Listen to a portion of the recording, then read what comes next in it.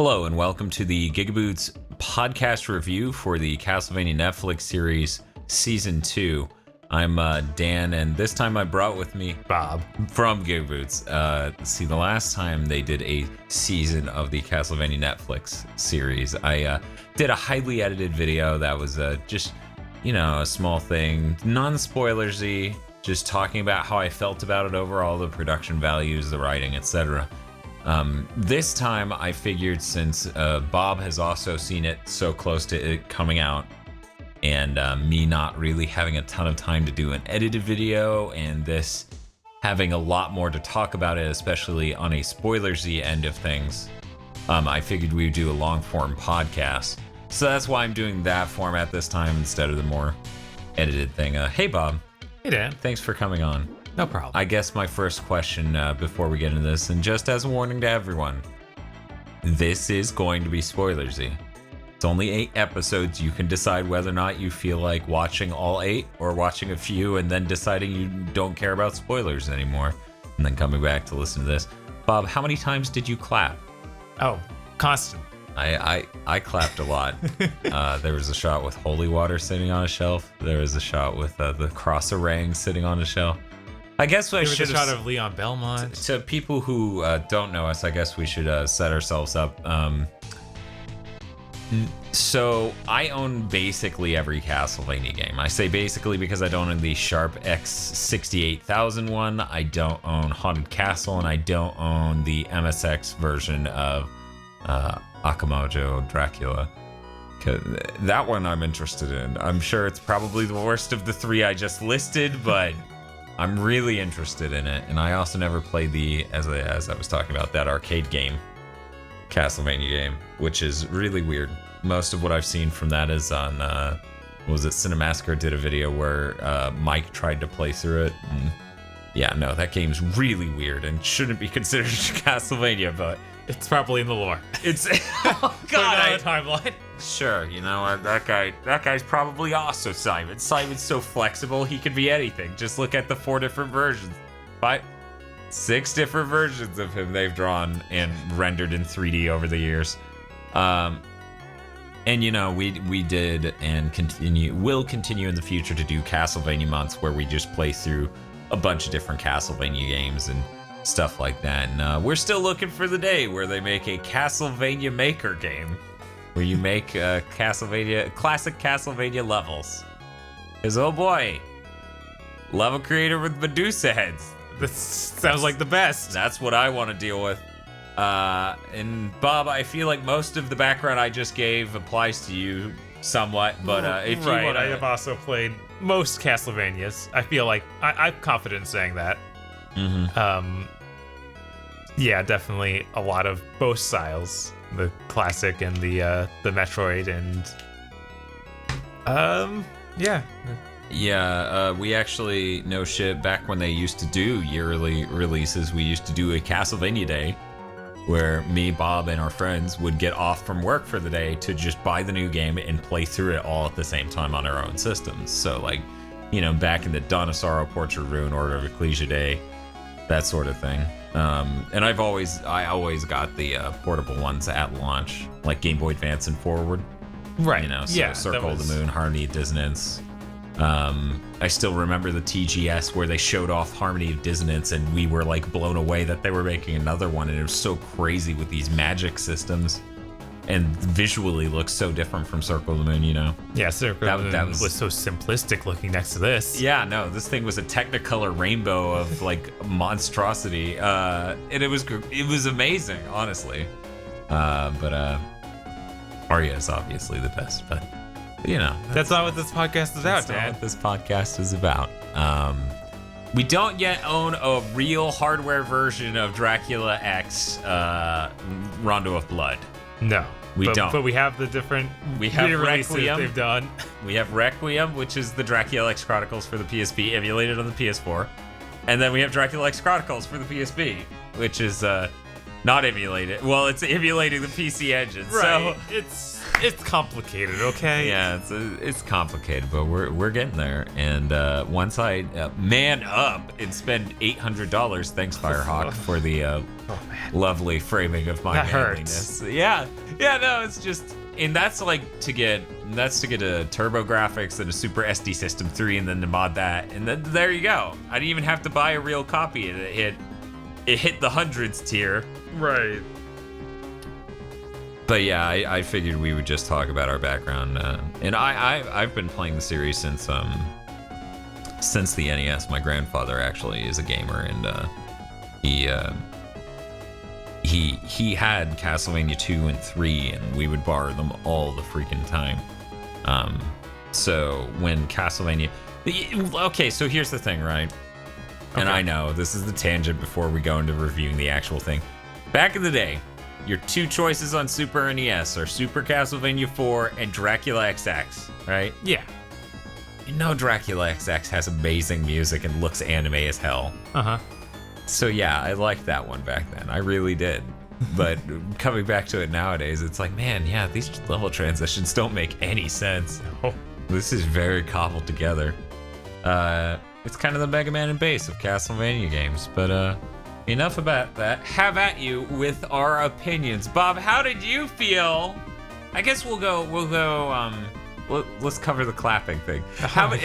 Sure. Maybe people don't know what you're referring to. They haven't, okay, so clapping is when a thing happens on screen and it's a reference to a thing and you get it because you're smart. Yes. So what you do is you put your hands together and you do like that number, and everyone around you goes, that guy's smarter than me. He just clapped and I don't even know what he's clapping at.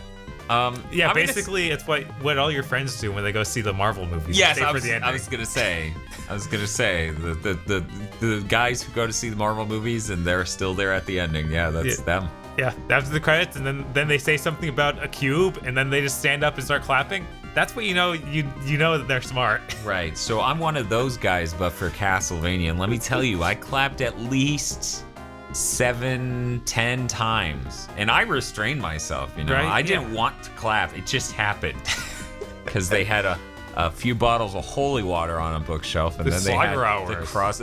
Oh yes, Lager and Gaibon just show up immediately. There were just so many small, literally putting references on shelves. In fact, that Belmont basement was basically a bunch of shelves full of references. Right? And a bone dragon. Which was that'd be cool for one episode. I guess we should talk about our opinions on this now that we've covered how many times we've clapped and how smart of fucking Castlevania fans we are. I wish we had a little bit more of a gradient to this opinion, but Bob and I are gonna sort of dive down in different ways on this. I did not like this at all. Right, okay. Now, if you go back and watch my review of Season 1, I really enjoyed Season 1. There was a really nice elegance to the three-way conflict between, you know, Belmont's church and Dracula. Right. Like this weird, like, no, the church isn't good. The church is bad. Because let's be frank, church is kind of bad back then. Oh yeah, real bad. As it turns out, Spanish Inquisition, not the friendliest thing. Right. And Holy Wars, maybe not the best thing. So there was a nice little elegance to that. And the story has a real sense of adventure, and it keeps traveling. In fact, in the last 2 episodes of the first season, that's the only time you stay in one location. Yeah, it's moving a lot, and you get a sense of adventure. And even once they get to that town, like they go into a lot of different areas. The basement and stuff like that is radically different. You know, battles on the street with the demons and stuff like that. It takes you all over the place. You know, I think So there's a lot I like about Season 1. There are problems. The animation wasn't amazing. It had some great moments, and there's some really good artwork, but there were some really rough animation moments in Season 1. And then sometimes musical choices got, like, too goofy. When it was like, we gotta play up this whimsy. There's so much whimsy, let's play it up. And that was pretty weird. When he's like whipping guys' fingers off because they're crazy drunks. Yeah. And then it's like playing goofy music while it happens. Mm-hmm. It really stood out and was strange, but It was pretty strange. That's just I really did like season 1. Season 2 I am not a fan of, and if I didn't have people who were wondering what my opinion was on it, and if I weren't a huge Castlevania fan and needed to watch it out of my own curiosity, I would have stopped at episode 3, because I think that's when it became apparent that they were going to do. Maybe this is something we got from all the different series we've watched for various shows we've done over the years, but somewhere around your 3rd or 4th episode, you could really get a feel for if they're gonna take this idea and go places with it. yeah, I mean, there's a thing, and I assume I know this is a thing in the anime communities. The first 3 episodes, you see if you like Live or die. Yeah, that's when you just like know if you're gonna drop it. Yeah. And we did that with GigaBoots. And Yes. we did. How many episodes of GigaBoots? It's a lot. It's like 40, 50 episods of GigaBoots. We did a lot. That's crazy. We did a lot of GigaBoots. That's crazy. And yet it never caught on. People are gonna watch this though, right? I don't care. Okay. This is All a right. video I get to point out. I get to point at when people ask my opinion on this. Because to be perfectly frank, if season 2 of Castlevania for Netflix could just disappear and no one ever asked me about it again, that would be swell. That'd be better. Yes. So I think every problem the first season had, except for the goofy music, gets worse in season 2, where animation problems become a lot more prevalent, become more normal. Like the average shot has animation problems. Right. It's almost like they doubled the number of episodes they make and didn't double the budget or something. I hope that's not the case, but maybe. The sound production is abysmal. I feel like that was a minor problem in the first season too. I remember it being weird. It was a little off, but at some point you can sort of write it off for atmosphere, and other points it's like you literally don't have a sound going for the major action on screen, and that's a lot of this. Yeah. And it's even to the point where you were pointing out, and I was noticing, a huge amount of the vampire generals don't have a voice actor. Yeah, no. Or voice actress, and they constantly cut to them talking or them yelling or other things, and they don't really make sounds because then they would have to hire someone. Right. And that's so bizarre. That is really strange. But yeah, the sound design in general is pretty bad. Really disappointed by that. There's the one Castlevania remix in the whole thing, and I thought that was nice. It wasn't like an incredible, like, oh my god, what a great remix, but it was like, okay, we're having our climactic battle. Right, it's cool that it's there. You're gonna have your, well, actually, technically, that was just them at the door, but it was the coolest battle, right? Because the battle that follows up is just Dracula whipping their ass, which could be cooler depending on what you find cool about battles. Is it the bad guy thrashing the good guys, or the amount of cool moves the good guys get to pull off, It's just up to you. And a number of other issues, but, my major problem with it isn't necessarily production-based. My major problem with it is storytelling-based, and the pacing in Season 2 is really awful. To the point where a lot of it, like most of Season 2, feels like filler. For sure.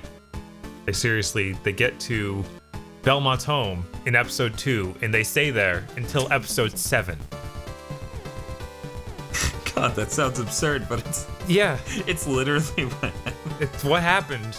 Maybe they get there at the end of 2, or maybe it's super early 3. Yeah, I mean, I think it may be in 3. Maybe.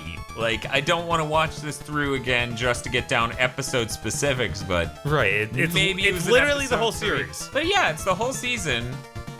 Like, they set up episode 1, all of these things with the Vampire War Council, which, oh boy, if I could add one plot element to make Lords of Shadow even worse, it would be the phrase War Council. Yeah.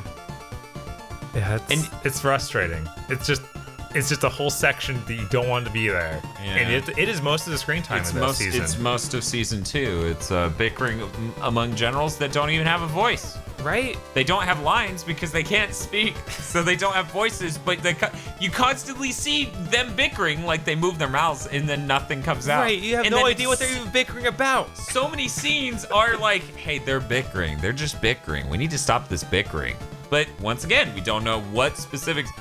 You hear them say to Dracula, they're like, they think you don't have a plan for this, blah, blah, blah. Right, like two of the vampire war consoles have voices. And that's Carmilla and Godbrand. But the thing about Godbrand is you kind of get the idea that he's invented to be thrown away and that he is. Like, and it's kind of sad.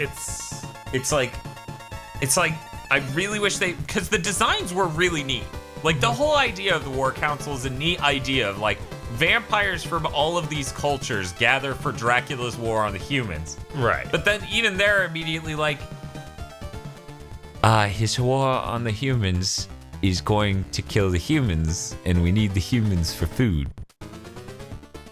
And that's it. Like, they immediately get it. Yeah, Everyone immediately gets it that is on screen and can talk. So they realize how stupid and nonsensical that is. I feel like they don't actually come to that conclusion until a couple episodes later. It's really just... Yeah, no. And then there's Carmilla. Right. Carmilla's presence in this is she's Jafar. Yes. But an evil woman. This evil women. Darn these betraying Dracula like that. I mean, fuck, his wife went off and died on him. That was evil enough, you know? It's super weird. Just it's a part of me is bothered by it because like Carmilla is like usually the super devoted like servant of Dracula. She was in Circle of the Moon. Yeah, that's why I immediately jumped to. I'm like, yeah, she's just the one that will do literally anything. She's like, yeah, Drac, I got this, Drac. Anything. Man, there's no way I could ask her to do that, but yeah, I bet she'd do it. Jesus fucking Christ, Drac, I'm right here. But yeah, then they just decide to use it as a really generic villain. I mean, she's immediately obvious to be that type of character, and it doesn't develop in any meaningful way until it does the thing it's very foreseeable to be set up to do. Like, she's very clearly going to lead the War Council against Dracula. In the first scene she's in, she's clearly leaning towards that, and like she acts in that way. Dracula asks her to come to the side and talk to him, and then he's just like, why are you being a bitch? And she's just like, I'm not being a bitch. They were all thinking about being bitches. So when I was a bitch to you, I let you prove what you do to bitches. And then you didn't do anything, so, you know. And then he's like, okay, I'm so sleepy. And that's most of Dracula this whole season. He hasn't fed in a while and he's sleepy. Yeah. So sleepy. It's so weird. It's how they write off him being as powerful as he was in season 1. And it being possible to kill him in season 2. I guess. What if there were 3 of the fuckers and he hasn't fed since season 1? Okay. Yeah. Like, did he... We don't... Who knows how long it's been since he fed? Like... We do know that... What was it, a year? They reference a year at some point for season 1 to season 2. So... You assume that was the catalyst for this, and that Drac wasn't just going around Earth not eating at all. But maybe he wasn't. Maybe, yeah, it was like, maybe on his travels he was like, I'm just gonna stop eating humans. Yeah, I assume that since being with he her, has a human wife. Yeah, like since he's married, I don't think that he would have fed.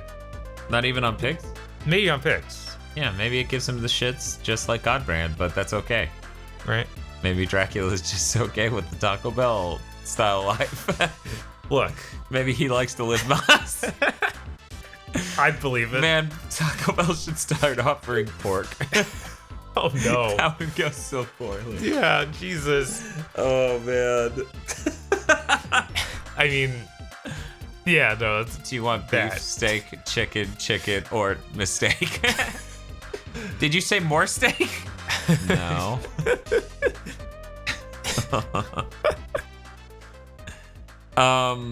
But yeah, that's kind of the major problem with this season, that it has a real major lack of depth Yeah, no, it's and like all the players just yell what they're going to do, and then we watch it happen over the course of 5 episodes. rather slowly. Yes. We haven't talked anything about you basically like cryogenically freeze the main cast for half of the season. Like Yeah. as you said, it's episode 2, maybe late episode 3, maybe late episode 2. They show up at Belmont's basement and they're reading the tomes to figure out how they're going to keep the castle in place. Which feels weird and uneventful because they're like, let's sit around here and read books to solve this problem instead of being like, hey, we got this equipment, let's go on an adventure. Yeah. Because an adventure could have visual set pieces that are interesting, they could be characters, things could happen. Instead, it's literally Sypha, who they call Sypha, and, Trevor and Alucard sitting around in a basement and just talking about their feelings. Yeah, we get a little bit of characterization there from. Oh wait a from second, them talking. Frederator was involved. Damn you, Frederator! Damn you and your cartoons that talk about feelings. But yeah, no, and it doesn't. It's half the season gone. They're just sitting Yeah. down there and occasionally talking about, like, oh, you're sad. What, am I sad? You're sad. Oh man, he's sad too. You're both sad in different ways. You're both assholes. Yeah, I don't know. It was. It wasn't. It's it wasn't- frustrating. It wasn't really deep cuts on these characters in a way you would want for that to be what they're doing for this long. You would hope it'd be a bit more like, he's sad because his dad's a fucking maniac. You're sad because you're a drunk. It's like, well, yeah, I got that by watching season 1, right? I got that by looking at them for a minute on screen. Yeah, no, there's so much more interacting and so much more characters for our main characters to interact with in season 1. It's kind of crazy. Like, and a much Sypha has a better- whole family, Yes. and then the town folks also. Yes. There's a lot of depth and variety and it's a sense of adventure in season 1 that's completely missing in season 2. I feel like the whole War Council concept and the whole Vampire General concept really falls on its fucking face. Yeah. And the absurdity that is we're gonna resurrect the priest from season 1 to bless the water to make it holy water, and then we're gonna dump this entire vampire army and all the generals in the water to kill them. It's just like, oh man, Dracula just intentionally not doing anything to nip this in the bud is so dumb. His whole thing is he's so over being alive that he's not even going to try to kill the humans. He's just going to blunt force get it done eventually, and he doesn't care about the details. And then they try to do a scene where it's like, I used to care about the details of killing, and then it shows him in his heyday, but even that doesn't feel grounded enough in what the character's background is, Dracula. Like, it doesn't inform you of Dracula, who he was, and how he acted, much like the intro of season 1 did with all the pikes. The heads on pikes, that sort of thing, like that insane setup at the very beginning of season 1. I feel like season 1 has more interesting takes on characters, and because you do get more characters in season 2. You get Hector and Isaac, you get Godbrand and Carmilla. Sorry, I had dyslexia right there. I was like Markilla. Her name is Markilla. Wait. But yeah, no, like you get all these characters and they don't really have any interesting takes on them. I thought it was weird at first that they switched Isaac to be black. Right.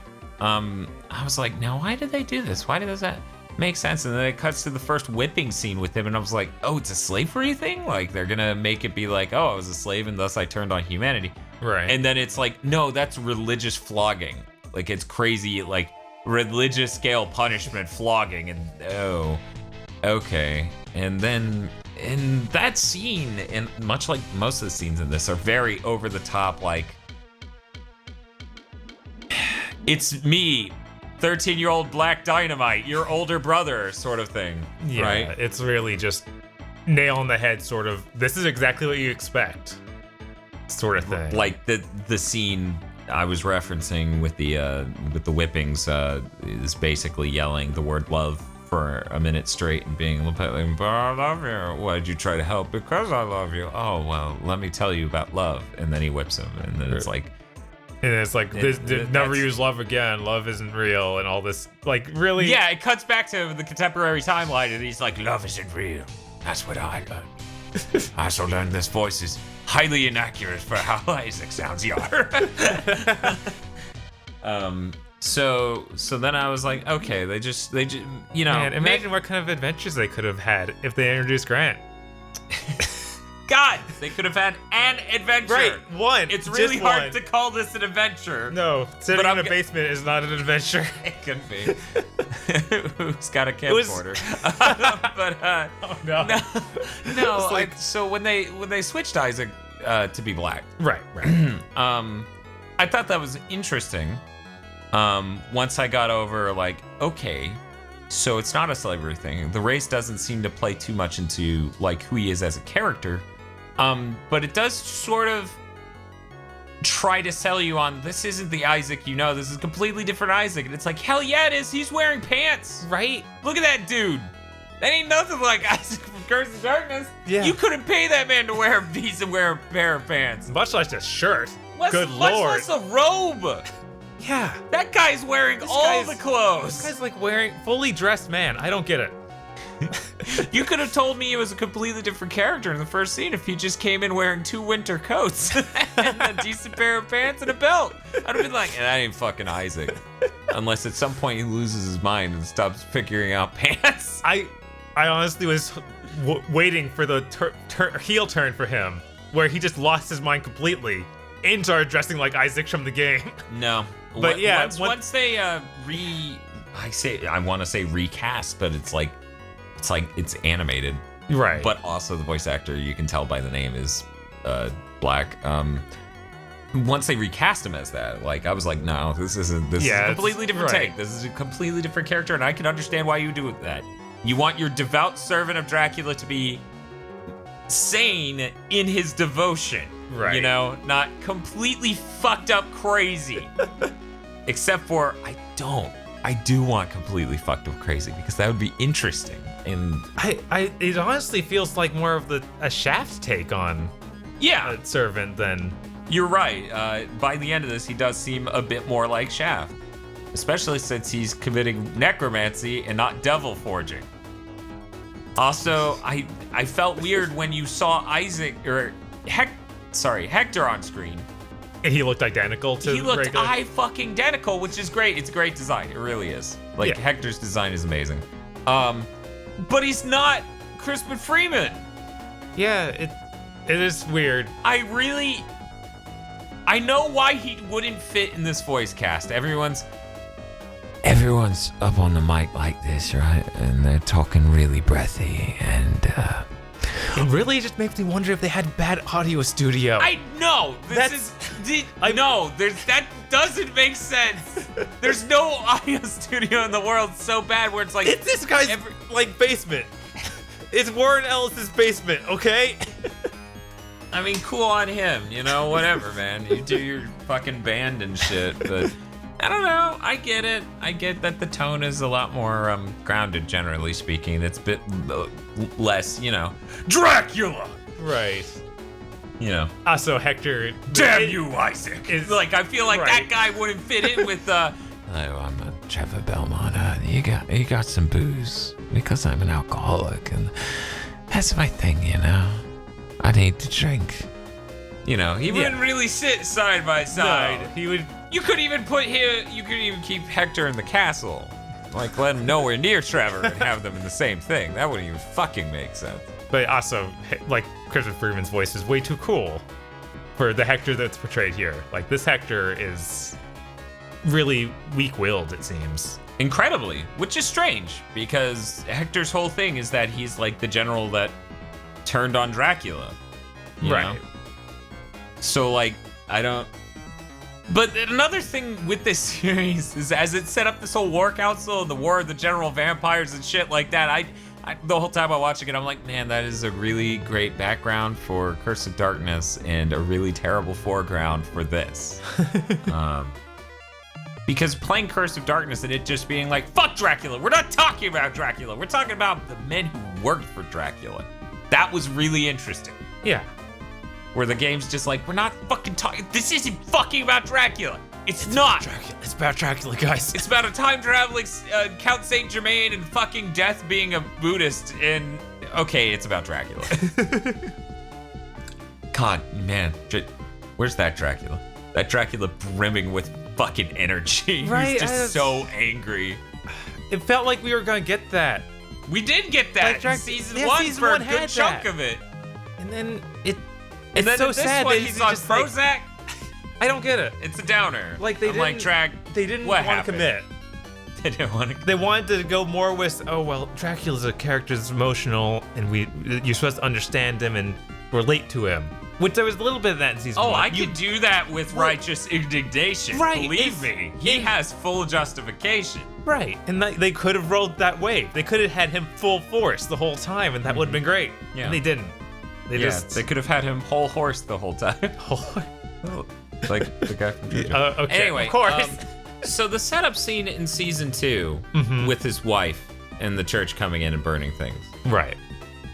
To me, something about that didn't seem as grounded or as interesting as the setup in season 1 with his wife, where we cut to Dracula traveling the countryside and then coming back, and the village lady next door being, I don't know, something about it didn't quite work as well for me. Yeah. It is interesting info. It is interesting to have her be like, no, fucking don't kill me. Just don't kill. Oh, you really don't want to fucking do that. And the church being like, are you fucking threatening me? Right. And she's like, no, I'm not. You're so stupid. It's interesting. It's weird to find out that on Dracula's travels, there's supposed to be him like learning to be human. Then we find out that he's like meeting up with the Devil Forge Masters. Yeah.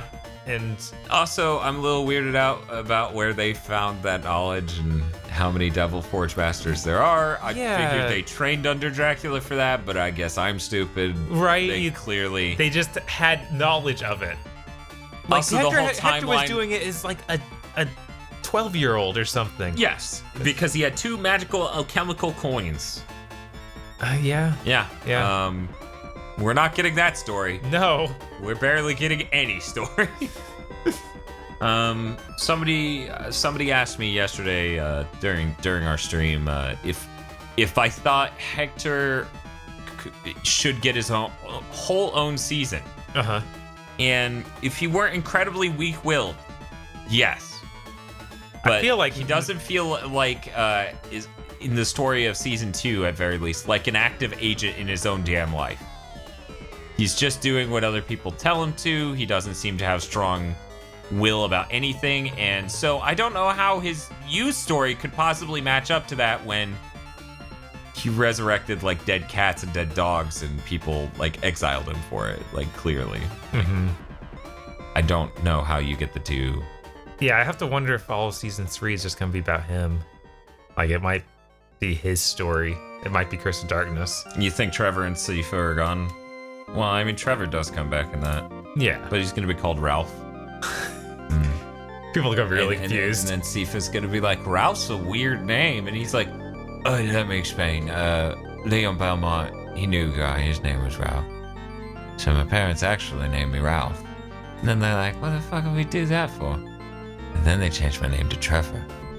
But really, they changed it to Trevor. She's like, that's okay. My name's Fernandez, but we'll never admit it. And then Alucard's like, so wait, I just sit in a house now and be sad? This is terrible. This plan was shit. And what a shit plan it was. But yeah, I feel overall I was really disappointed. Bob, do you have specific? I mean, feel free to talk about whatever tangent you want to go on in reference to this. I've just been hitting stream of consciousness style, the things popping in my head. Right. It constantly bugs me that those characters in the war console don't have voices, because they have full fight scenes and they say nothing. It's true. In fact, what was it? The seemingly Chinese vampire who turns into mist? Yeah.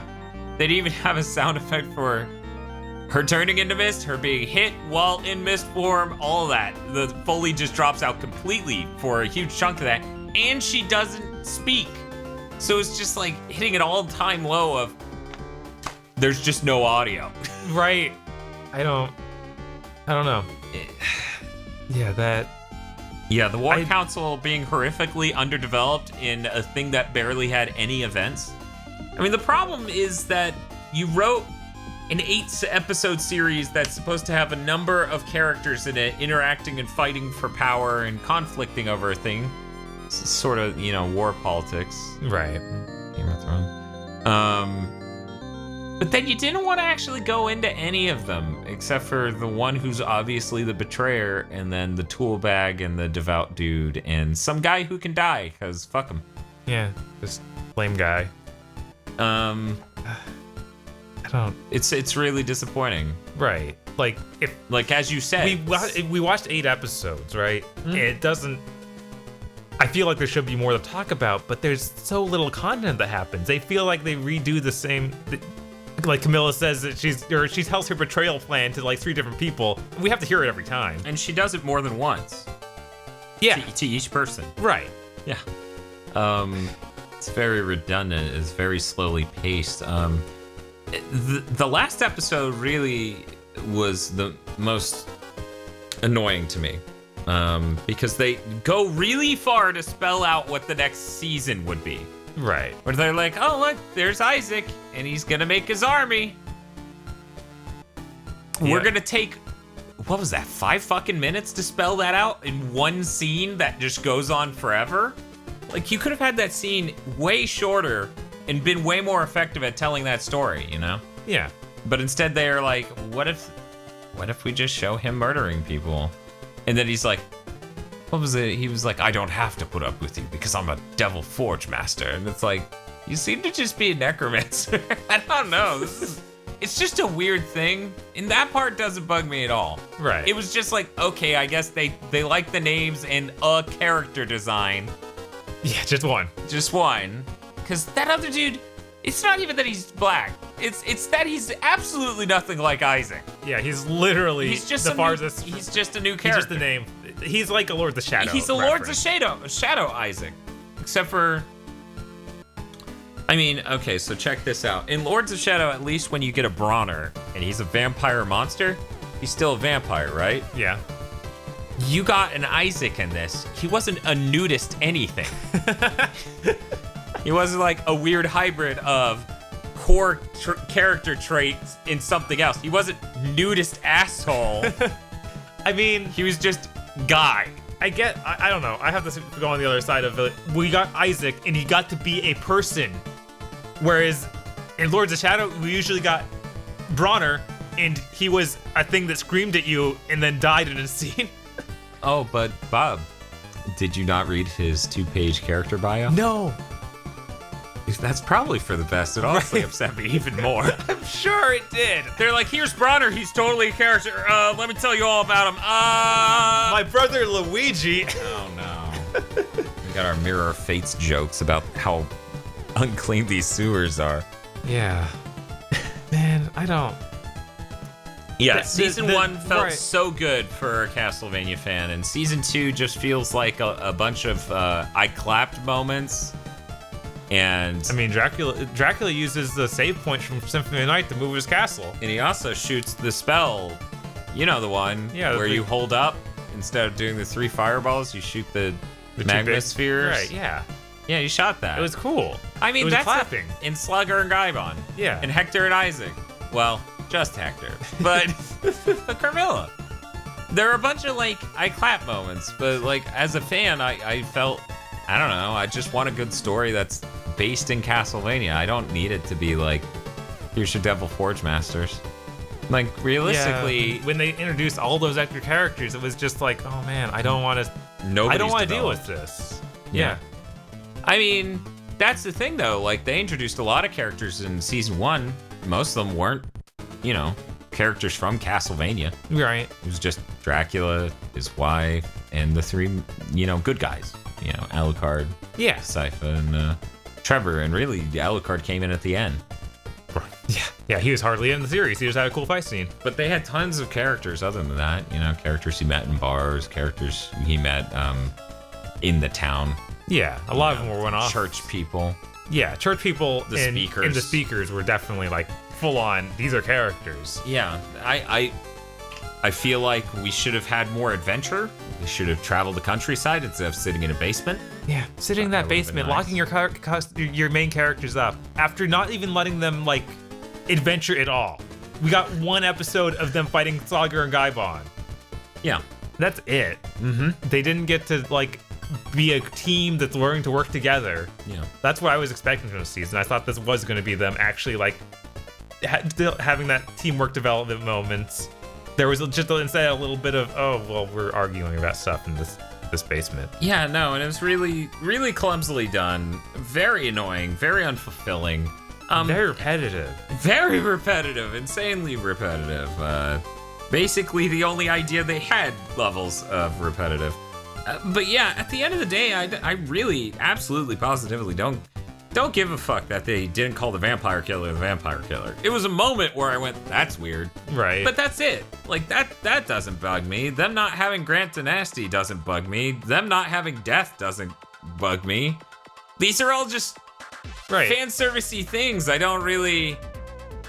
I care that the series could have been 4 episodes long and literally did everything it did, but at least have the conceit of, hey, there wasn't enough time to develop these things. Instead of being 8 episodes long and being like, the last episode, as I was mentioning before, was just aggravating to watch because it ends 6 times. Yeah. It's like they have the real end in episode 7. And then they just want to have these epilogues for everyone in episode 8. I could understand part of the epilogue, like for the main cast. Oh, yeah. And I could understand doing a post-moment stinger of like Isaac, just to let you know the major direction the series is going in. But then there's Carmilla and Hector, and they're like, well, we also gotta set up that Carmilla kidnapped Hector, which is the most fucking frustrating thing. I don't know, man. Yeah. How unbelievably spineless he is. Yeah, he's just the worst. I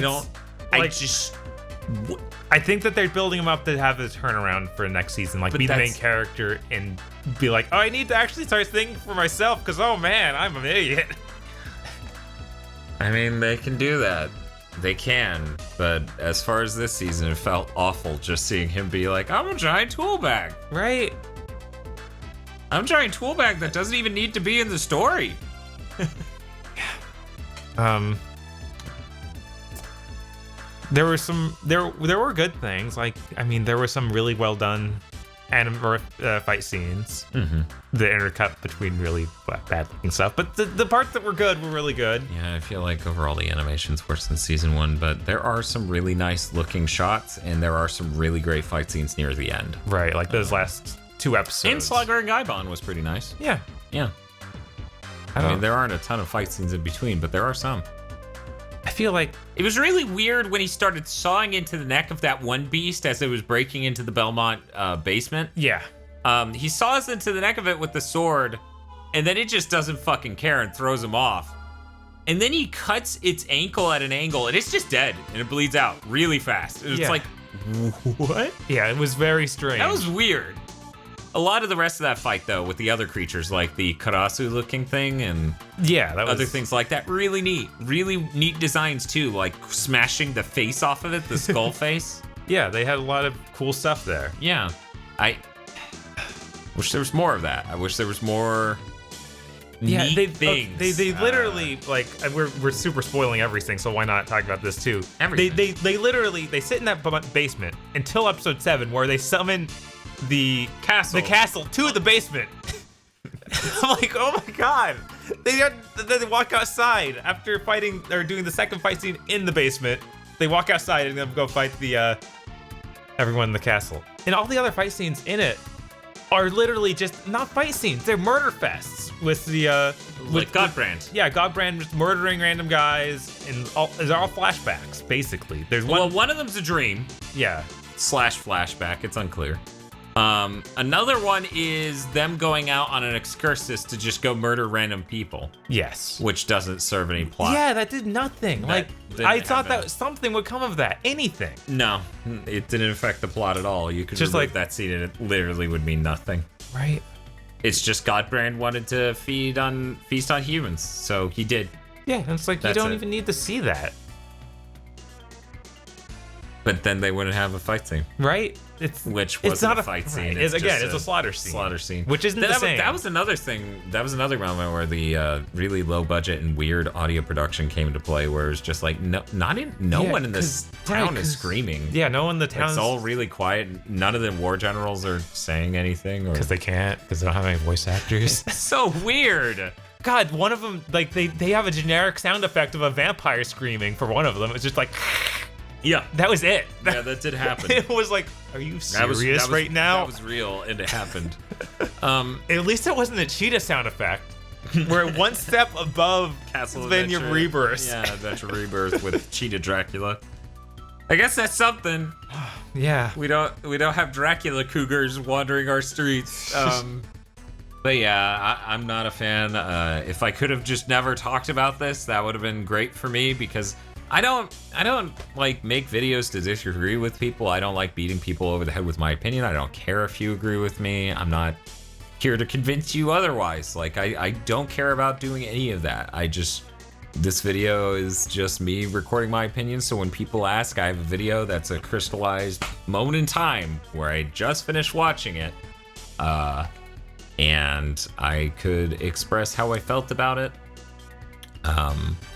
Because I don't want to spend so much time that I make a dissection video on this, mostly because, one, as I just explained, I don't love disagreeing with people. I understand the importance of dissenting opinions, but I don't get off on expressing them. It's just people filling your comment section with how much you're an idiot and a jackass, and, you know, I'm a real fan and I loved the fan service, that sort of thing. I just wanted to explain how I felt about this, that's all. So if it pissed you off, whatever, man. Who cares? Why do you fucking care? Why do you fucking care what I think? Don't. It's so easy. I barely care what I think. I'm like, hey, Dan, that is ridiculous. Taco Bell again today? And I'm like, shut up, you. This month's GigaBoots were brought to you by our glorious executive producers, Vincent Pover, Nicholas Cameron, E. Lee Broyles, Brendan O'Sullivan, Star Falcon, Trouncing Trogdor, Spaceman Spiff, Belezra, Danny Richardson, Dryzart, and Wardanis. Thank you to all of our executive producers, and also these guys. Head on over to patreon.com/GigaBoots today so we can make more videos like this.